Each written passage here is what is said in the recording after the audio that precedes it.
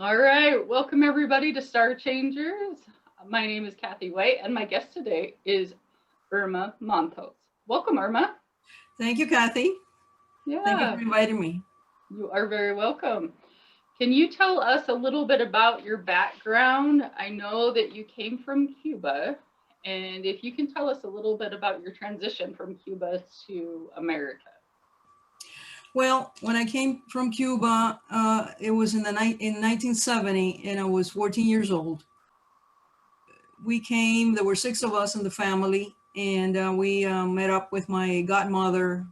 There were six of them, and we ended up spending 9 days in an efficiency, which is a an apartment smaller than a one-bedroom apartment. For those that don't know what an efficiency is. And we were there for 9 days. And a friend of my mother's went to visit us.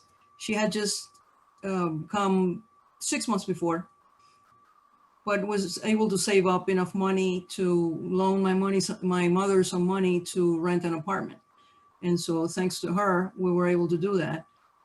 And from there, everybody got a job, and my brother and I went to school, and we just started to work in the United States and just be happy here. I went to junior high, high school, college. Ended up having my own business. I always wanted to have my own business, so I did many things. I used to be a photographer. I had my own photo studio, and I also had a patient transportation business at one point. And finally, I ended up just doing property management. So we were managing condominiums and homeowners associations. And so I did that for 33 years. And I recently semi-retired from the company. My sister, who came many years after I came, because she's my sister on my father's side, worked with me in the company ever since she came in 2004. And now she's running the company with my niece, with her daughter. So I'm just a consultant for them, for the company, and for their clients, which were my clients. So I'm helping them in any way I can. And that gave me the possibility, freeing my time gave me the possibility of going as a missionary to Mexico. And that was a life-changing experience. Oh, that's awesome. Can you tell us a little bit about that?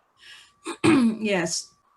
Father Mario, he's from the Piarist Fathers of the Catholic Church, has been going to this mission in Mexico, in Tabasco, for this year was 50 years. Wow. Yes. And I happened to get involved in that 3 years ago. And that was my very first time that I went to a mission. And I had no idea what to expect. So we were there. There were 11 of us in a what they call a convent. It's not a real convent. It's a house that they built for the missionaries. And so we had 3 bedrooms, one bathroom for 11 people. So, Oh, wow. yeah. And you learn real quick that you don't need a heck of a lot to to live. And then you also learn how to live with other people. You know, how to everybody had a task, you know. So everyone would do something every day. Somebody would be the cook. Someone else would clean the floor. Someone else would clean the bathroom. I would do the dishes. That was my thing. So I would do the dishes, and we would go and visit the sick in the area. We would do that. I would go with a priest, and the priest would give them the sacraments if they wanted to, or if they needed to. And we would also have classes, catechism, and share the faith. it was just a real eye opener. The funny story about that is that you realize that you give importance to a lot of things that are really not important at all. Oh, And that's that was one of the big lessons. There's a funny story. I still have a Swiss Army knife that I bought many years ago, and it's got all of the little, the little gadgets, and it has scissors. And the first day when I get to the mission, this other lady that was sharing the room with me, she asked me if I had scissors, and I said, well, yeah, I do. So I pulled out my little army knife, and then she goes, oh no, that's okay. I already took care of it, whatever it was. So I put her away, and that knife just disappeared. oh no. Disappeared. It was something incredible. And the 2 weeks that I was there, I was looking for the knife. I said, this is impossible. This thing couldn't just disappear like that. It's just impossible. It has to be here somewhere. And every couple of days, I would ask everybody, has anybody seen my Swiss Army knife? And everybody, no, we haven't seen it. So I kept asking anyway. And I checked the pocket where I put it in my suitcase. And I checked everything, and man, it was a mystery, it was a mystery. Sometime before that, I was at the airport one time, and I realized that I had the Swiss Army knife in my purse, and I had already given the luggage to the airline. And then I realized, and I go, oh my God, I have this thing in my purse, and they're going to take it away, and they're going to throw it away, and I'm going to lose it. And wow, and it was like a big deal that day at the airport. It was like 11:30 at night. And what do I do? What do I do? Well, I think of calling this friend of mine who's a nurse, and he used to work late. Oh, Robert might be around. He just might be around, and let me call him, see if he can swing by here. And I just give him the army knife, and I can just pick it up when I come back. So that's what happened. He went by. I gave him the knife, the army knife. He took it. When I got back from my trip, I picked it up. So, but at that point and at that moment, it was like desperation. It's like I didn't want to lose it because I had it for so many years, and all that stuff.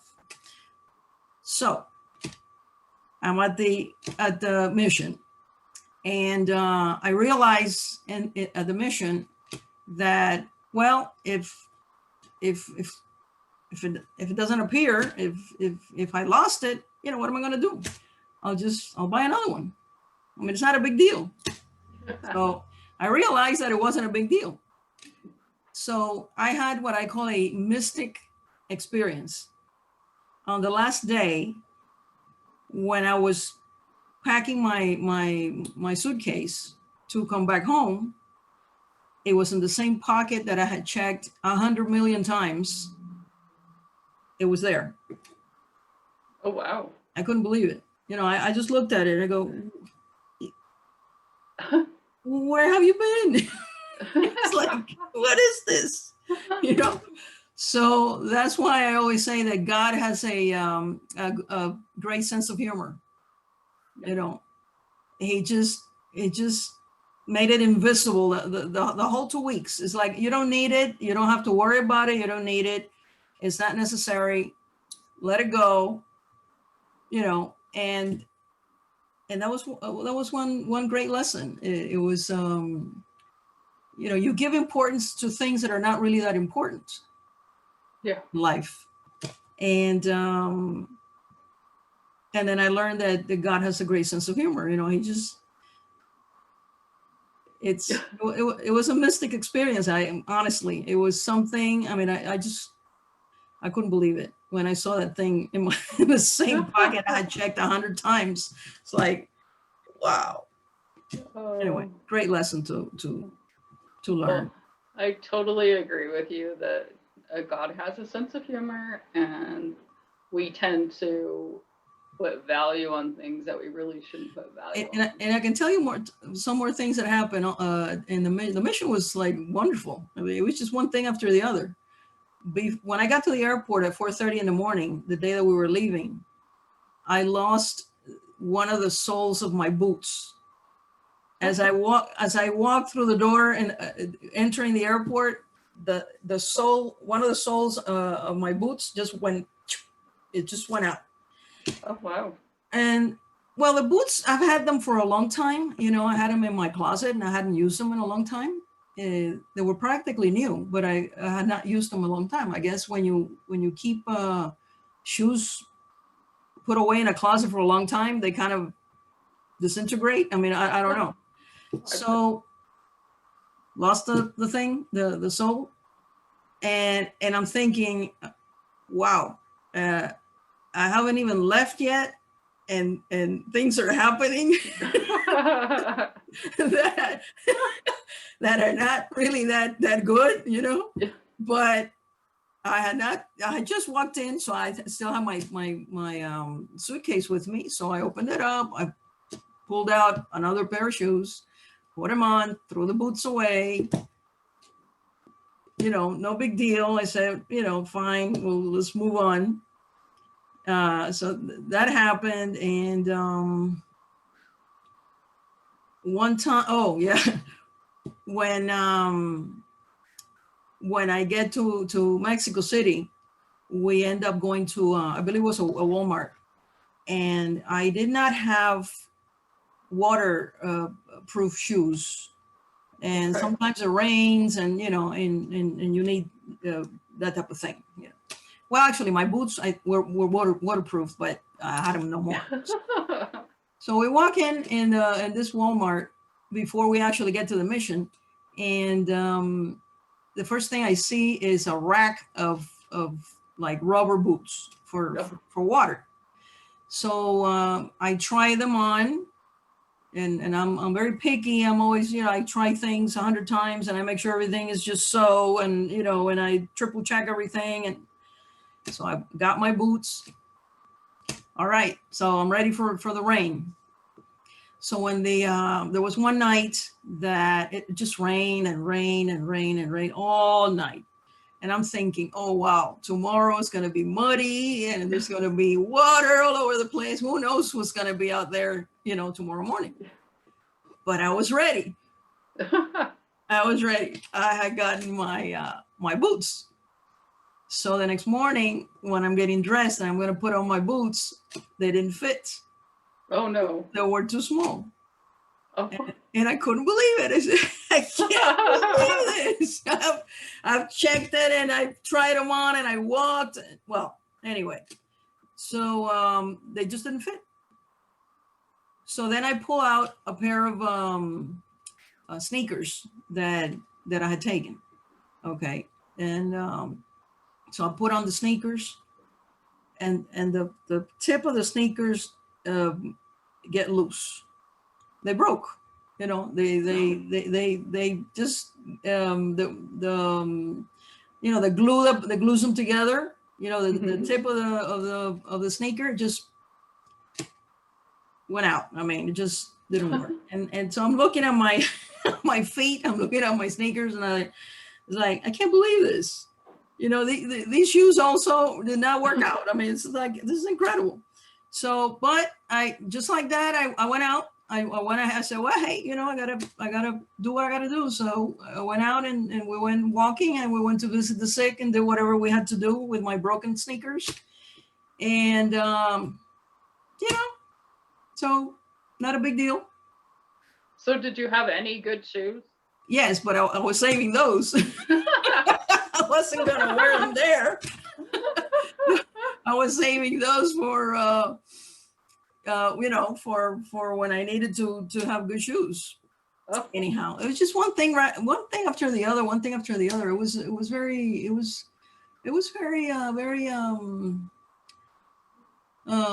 funny. It was, or at least I took it as being funny. I didn't, years ago, that would have been like a total disaster for me. It would have been like just something horrible. but I Right. was able to get over it. I got over it. It's not the end of the world, in other words. And Right. so move on. And so I moved on, and it was great. Uh, so, well, I'm glad that you wore your broken shoes so that you could visit the sick. That's awesome. I think that some things like that come into our lives to test us to see how we react. And I would have done, like, at one time in my life I would have done the same thing, as far as I would have been very bitter and just think that it was the end of the world, but it's really not. They're only shoes. Exactly. Yeah. And, I don't like to walk around with broken shoes, but what was I going to do? I was in the middle Right. of the country. I mean, there wasn't much I could do about it. So just make the best of it. Right. So yeah, I mean, and that's all you can do. It's totally all you can do. I want to go back to, I just dropped my pen. I want to go back to when you came to America when you were 14. You said you came on a freedom flight from Cuba. A lot of our younger generation don't understand what a freedom flight from Cuba is. Can you explain that and explain why you were able to get on that flight? That was the name of the flight. And that went on for a few years. In order for you to leave Cuba at that time, you had to present certain papers. You had to fill out, application, etc. And usually it would take like 5 years or so before they would tell you that you could leave. And at that time, in the late 60s, the people that were leaving the country had to work in the fields. So my mother and my aunt had to work in the fields and in the country for 2 years before they would give them the okay or the approval to leave the country. Okay. So my mom was a lab technician. She was the chief. She was in charge of the clinic in my town. Okay. She was in charge not of the clinic, but she was in charge of the laboratory. Okay. And so when you told the government that you were leaving, they would fire you. Oh. And yeah, they would fire you, and you had to spend X number of years working in the fields. Oh. Yeah, before you could leave. And so the name of the flights coming over were freedom flights. It was called the freedom flights. So that's what. So you came over on the freedom flight, and then as far as, have you talked to your dad from Cuba, your biological father? Oh, my dad eventually came over as well. Okay. So he's here. Yeah, my sister came first, and then he came a few years later. So he's here. Okay. Yeah, but my parents were divorced since forever. I mean, Oh. so Okay. but they're friends. They're friends from childhood, and they talk to each other every night. Oh, well, look at that. That's awesome. That's awesome. Yeah. Okay, I didn't realize that your dad came over too, because I knew that you came over with your mom, but I wasn't quite sure that if your dad came over as well. Not That makes sense. not at that time. Got yeah. Have you ever been back to Cuba? I went in 1979 because, well, when we left in 1970, there was no return. Okay. That was it. You were never ever going to see your family or your friends or anybody that was over there. But in 1979, Fidel Castro decided to let the people that had left. He decided to let us back into the country. So in 1979, my mom and I went to see my grandparents, because I grew up with my grandparents on my father's side. And so they were both ill. And so we went in 1979 to visit. My grandmother died 3 months later, and my grandfather died a year later. So we basically got there in the nick of time. Yeah. So I'm glad that you were able to visit them. Yeah. And in Really 2007, I went back with my sister on my father's side because her mom was ill, and she really didn't have like too much time. So I went with her because I wanted to see her mom because I knew her, and I didn't want her to go alone yeah. because I figured it wasn't going to be, you know, very nice. Although the time that we were there, which was about a week, she was strong, and we were able to do things and go places and visit family. So it was a nice week. Oh, good. But that same year, she passed away. About 6 months later, she passed away. Oh, I think I honestly believe that when you go, those kind of visits are what the person that's passing is waiting for.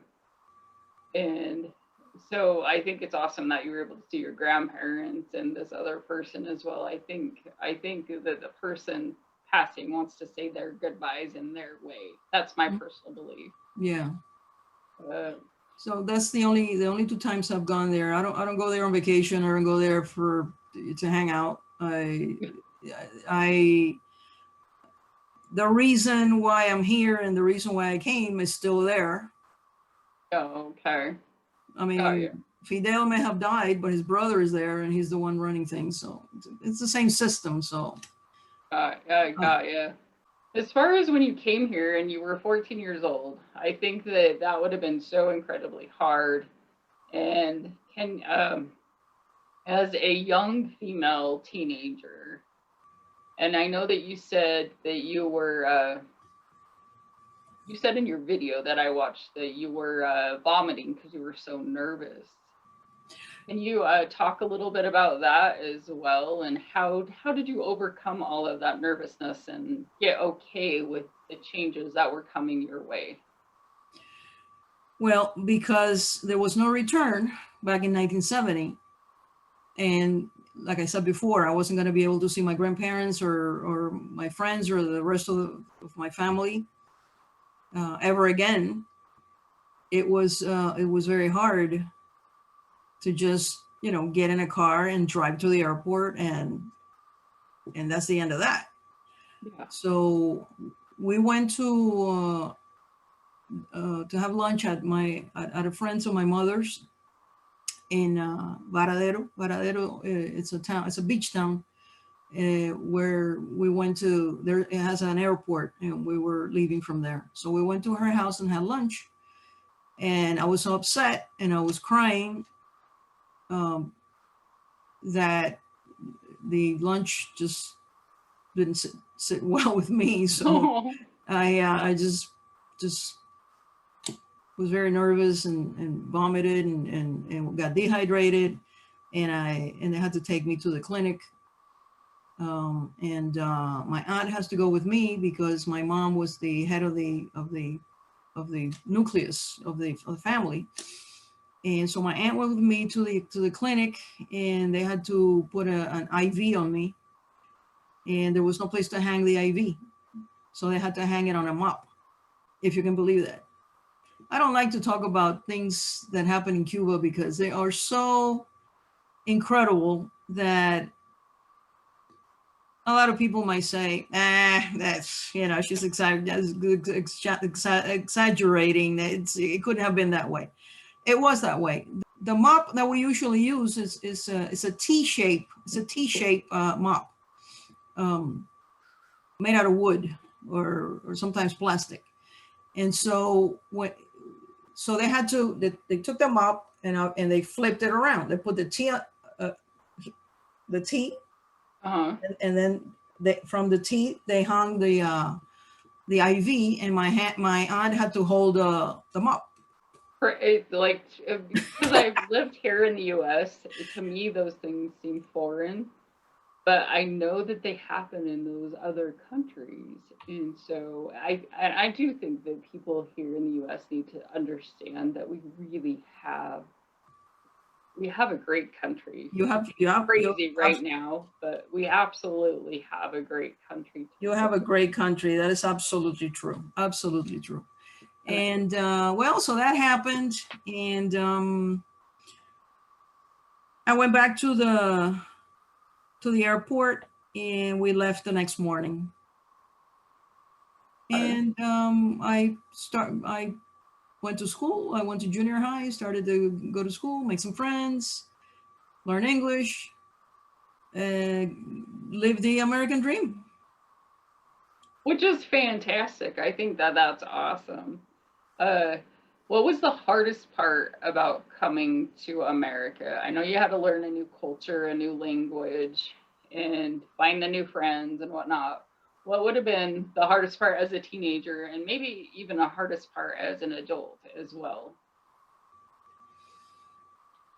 I think it was getting used to living with my family, my family on my mother's side, because I was raised by my grandparents on my father's side. Okay. So I, that was, although I saw them every day, and I had a great relationship with them, my aunt, my grandmother, my brother, but it was not the same, Yeah. uh, but we got through it. I mean, it was, So you it's just fine. you kind of don't have a choice. So, and so, so I I got involved in school. I made a lot of good friends, which we're still friends. I have a lot of high school friends that I go out with and talk to, and we have a class reunion. We used to have class reunions every 10 years. And obviously, as we started to get older, we decided, I think we should do that every 5 years. And so we did. We started to do it every 5 years. And this year was going to be the 45th Oh wow. class reunion, and we couldn't do it because of the pandemic. Oh wow. So, so Uh, I totally understand. I'm not quite to 45 years graduating, but I mean, with my reunion, but I feel like when you get the invite, you're 20 year, you're 25 year. I'm like, oh gosh, I'm getting old. yeah, we did 10, 20, 30, and then 35, 40, and we were going to do the 45th, and we couldn't do it. And a couple Yeah. a couple of times we took cruises. We took Oh wow. yeah, because we're in Miami. So Oh, that's we everybody would come. Those that don't live here would come, and a couple of times we did a weekend cruise. So it was so much fun. Oh, it was great. yeah. It was great. Oh, that sounds fantastic. I want to be part of your graduating class. Yeah, that's awesome. Out of all of the jobs that you've had, because I know that you said you had a number of jobs, what one has been your favorite and why? Well, I guess I have to say property management, because it's I created a company, and I worked at it for 33 years. But after 33 years, I didn't want to hear anymore about roof leaks and broken pipes, and it's like it gets old. After 33 years, it was like, you know what? I don't want to hear it anymore. So I'm out. Oh, But oh, but I did that. I did it all the time, and I also did up some real estate in investments.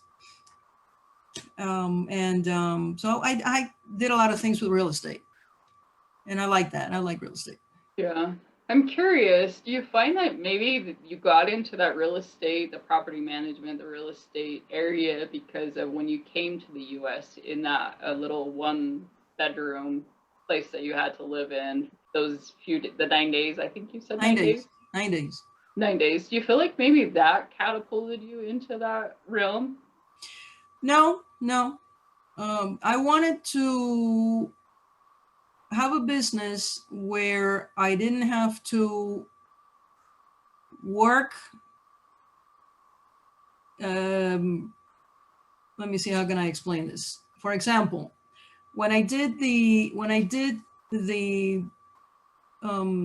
photography, Mhm. okay, I had to go out and to a job and take pictures. If I didn't go out there and took the pictures, I wouldn't get paid. Right.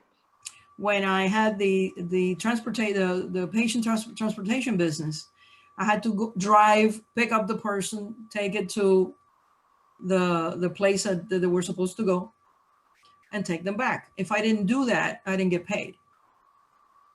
Okay. Like, With the property management business, I was providing a service.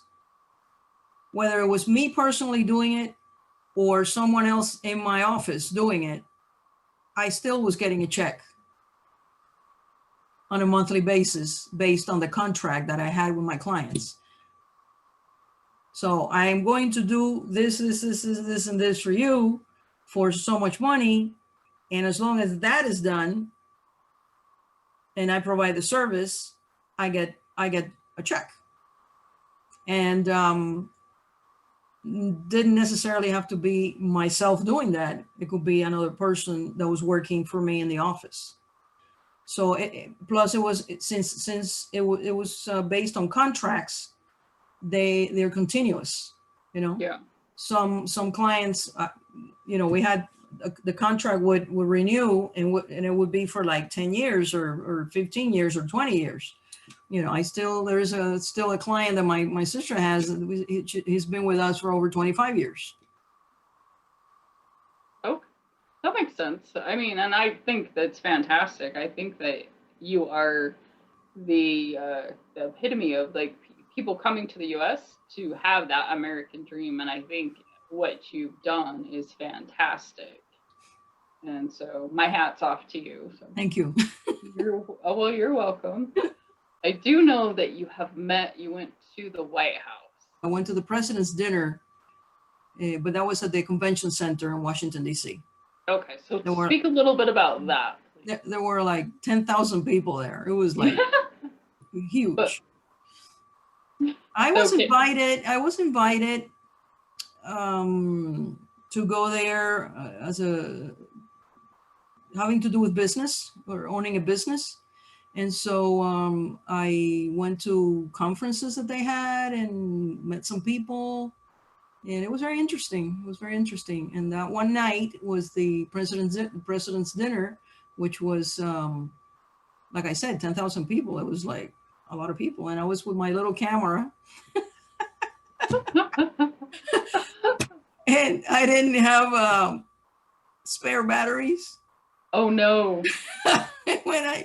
When I get there, I start taking my pictures, and the thing just, I just didn't think about it. Being a photographer, I didn't think about getting extra batteries. And so I'm there and I'm like, I cannot believe this.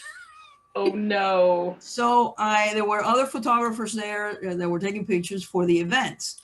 And I said, I got to talk to this guy. He's got to have a couple of, extra batteries, So I approached the guy and said, please, do you have a couple of AA batteries that you can give me? And he just reached into his thing, his bag, and he gave me 2 batteries, and I was so grateful. So, yeah, I was able to take some pictures of that event. Oh, so when you say the president's dinner, do you mean like the president of the United States? Oh yes, it was in 2006. That's what I thought you meant. Yeah. It was 2006. At the time, it was President George W. Bush. Okay. Yeah, and at the presidential table was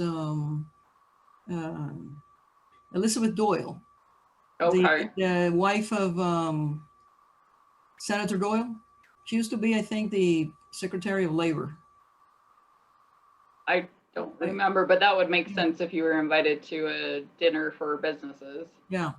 Well, I think it's fantastic that you were invited. Yeah. And I think it's awesome as far as what you've done as far as being here in America and providing the service that you've provided. And you've changed your family legacy, and I think that that's awesome. And so, my hat's off to you for that. Thank you. Yeah. So I just have a couple more questions for you, and then you're welcome to ask me whatever you want. Why did you get into Les Brown's Power Voice course? Because I know that that's where you initially started. I think that's where you started, right? And then to John's, or did you just join John's thinking? I started with John first.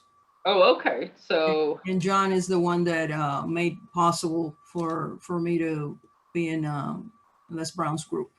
okay.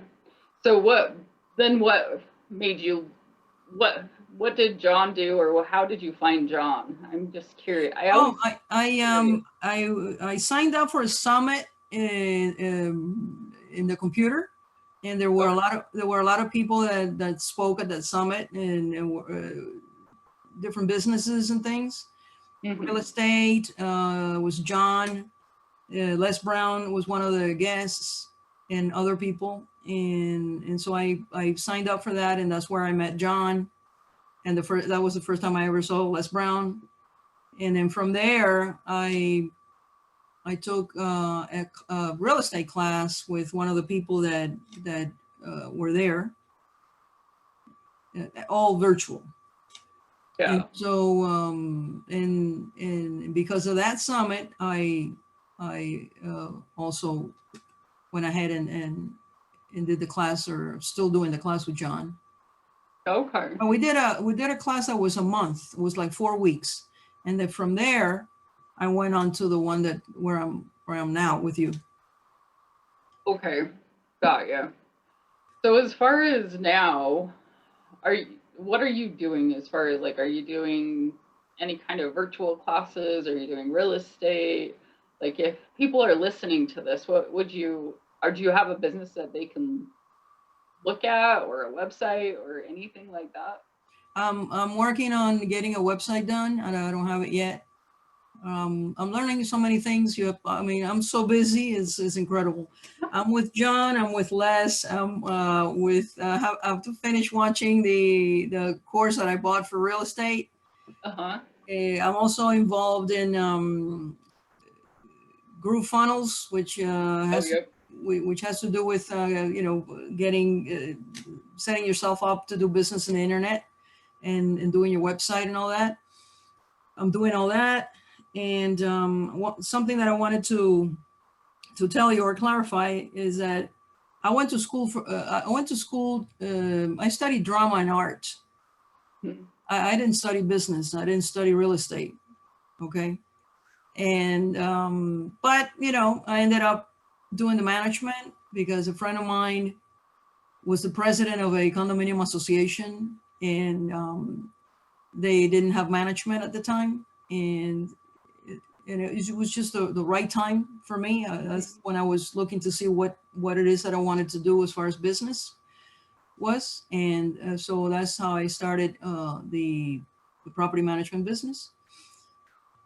So, but I know that that I had a teacher and a friend and a mentor that wrote a book about her life, and the book has a pro-life message, because her parents, at some point, she found out that her parents tried to abort her. And so I cannot imagine my life without her in it. She was my drama teacher in high school. She taught me to speak English without an accent. I don't know if you can tell if I have an accent or not, but not really. I used to say difference. Oh. And and she taught me to say difference. So that's why I say that she taught me how to speak English without an accent. She actually, I started to speak English in her class because I was shy, and I understood everything, but I wouldn't speak it because I was afraid I would get stuck in the middle of a conversation. And so I just wouldn't converse with anybody. And so when I started the class with her, the drama class, that's how I got more confident, I guess, or I blossomed.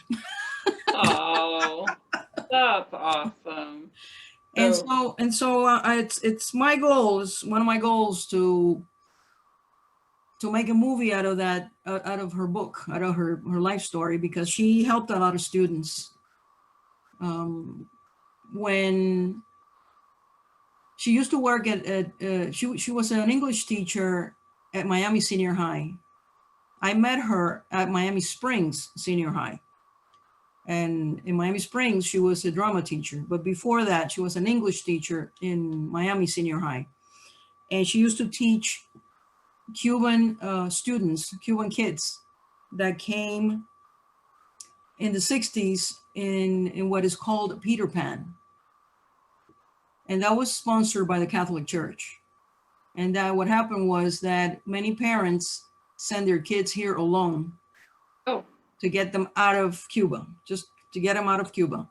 yeah. Because in Cuba, they were going to take away the parents' rights to make decisions for their kids. You know, the state was going to take the kids and just indoctrinate. Is that the word? Indoctrinate them? Yeah. Yeah. So a lot of parents said, whoops, no, I don't want that for my kids. They're out of here. And the Catholic Church was the one that coordinated for all these kids to leave Cuba and come here, and they would be placed in different places. And I know of a family very close to my mother that sent their 4 kids over here, and one of them became a doctor. And it's incredible how most of those kids that came here alone have made something of themselves.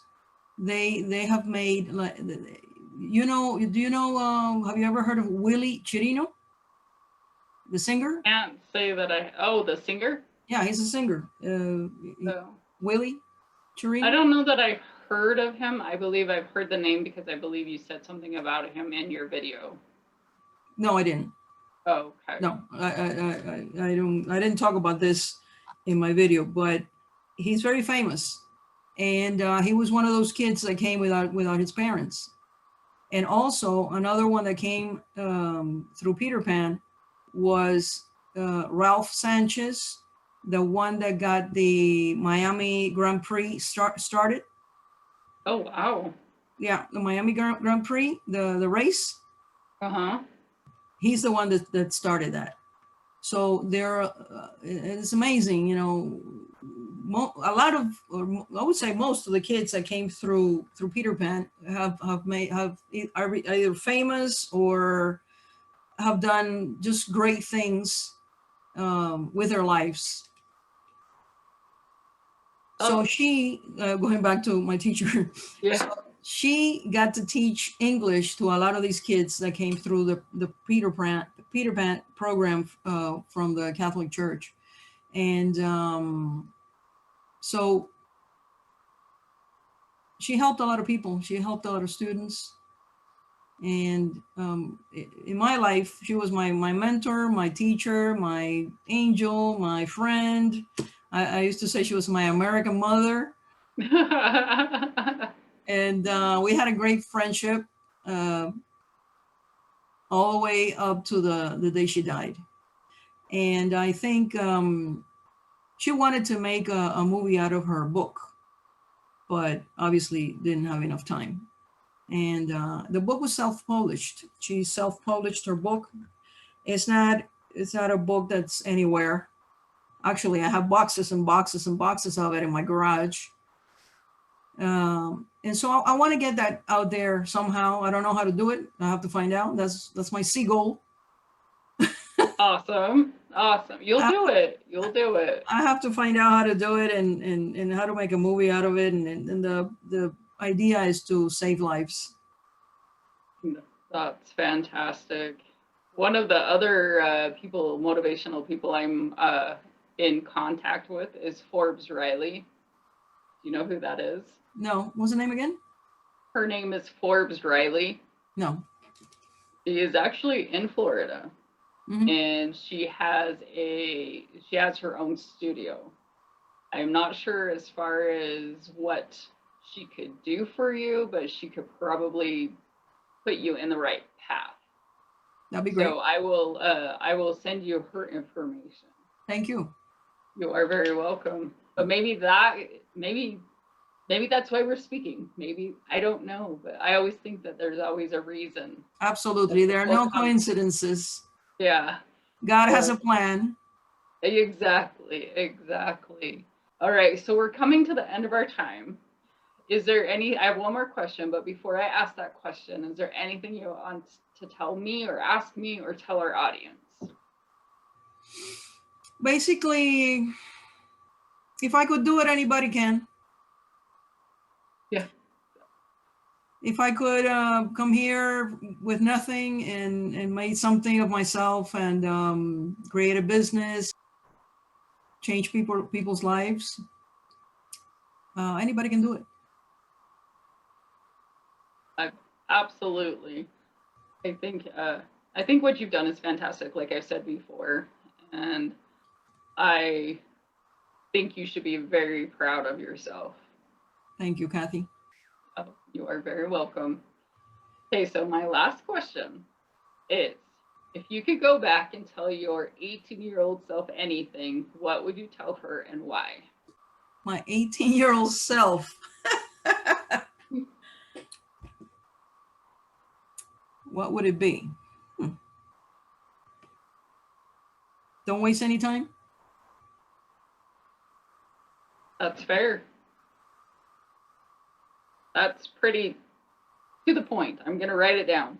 Don't waste any time. Just don't waste any time. Be aware of time. Yeah. I think that's fantastic. Okay, I wrote it down. I'm gonna put that like in your little bio. Don't waste any time. So, but All right. awesome. Well, I appreciate you spending this hour with me, and I appreciate everybody out there listening and watching us with our conversation. I think it is always amazing to see somebody and to get to know somebody's heart and what they're truly passionate about. And I can tell that you are passionate about helping others. You're passionate about your religion, your faith in the Catholic Church, and you're also passionate about creating a movie out of that book. And I have no doubt you'll do it. I have Thank no you. doubt. You are very welcome. Thank you, Kathy. It was a pleasure spending this hour with you. Well, thank you. So you are very welcome. To all of our guests, thank you so much for listening and watching. And this is Star Changers, and my name is Kathy White, and my guest again is Irma. Thank you.